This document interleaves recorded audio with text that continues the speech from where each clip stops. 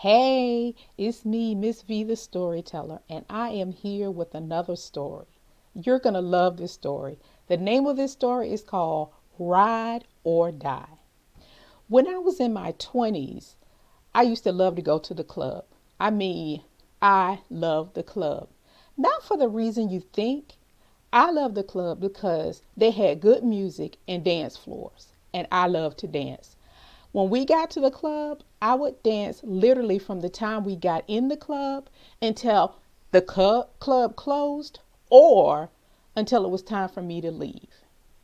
Hey, if I met a guy, that was great. But my goal was to be on that dance floor and to shake my booty. That's what I did.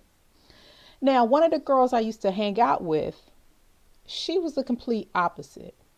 She wanted to go to the clubs to hang out at the bar and drink and to meet men. That's what she did. The ironic thing about her was she was married. Now, she told me that it was a marriage of convenience because they had a daughter together. Who am I to judge? That was her life. So one night she called and asked me if I wanted to go hang out with her at one of her favorite clubs. I said, sure. Hey, why not? I didn't have any plans. Let's go. So we made arrangements for me to come to her house.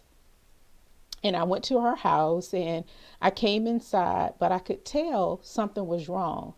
Either her and her husband had gotten in an argument or they were still having it when I got there.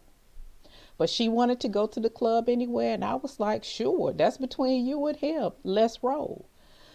So we get to the club and I'm having myself a ball. I mean, I am on that dance floor and I am tearing it up.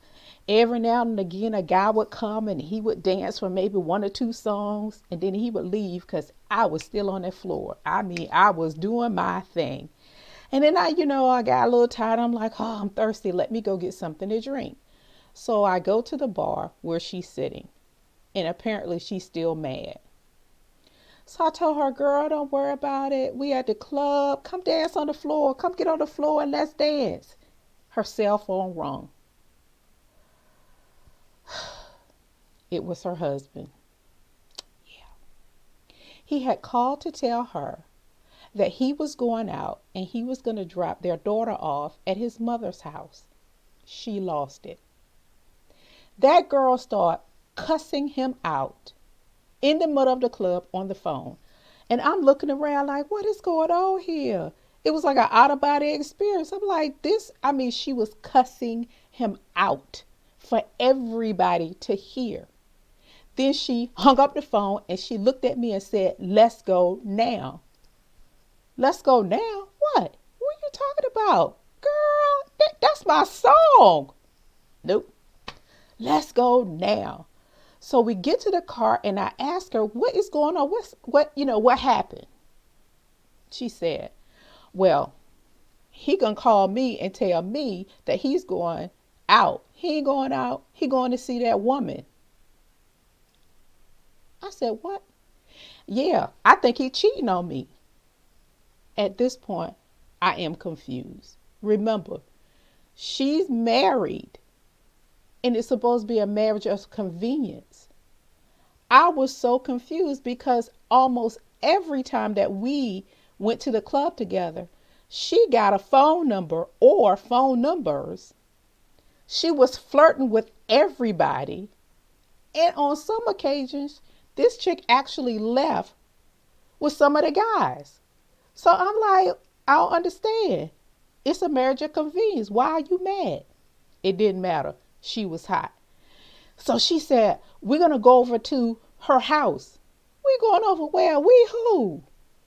She's telling me that her and I was going to go to the girl's house and she was going to confront her husband.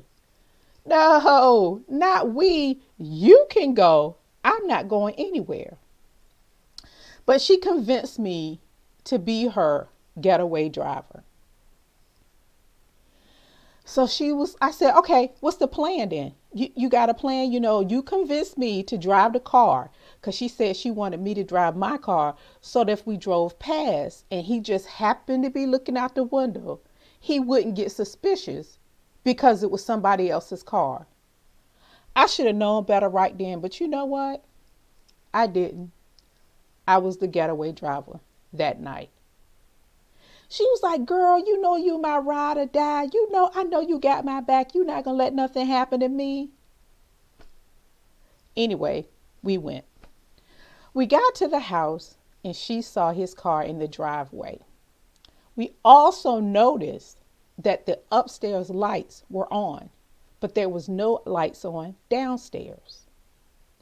Before I could grab her to try to talk some sense into her and talk her out of making a fool of herself, she had jumped out of the car and was on her way up to the house.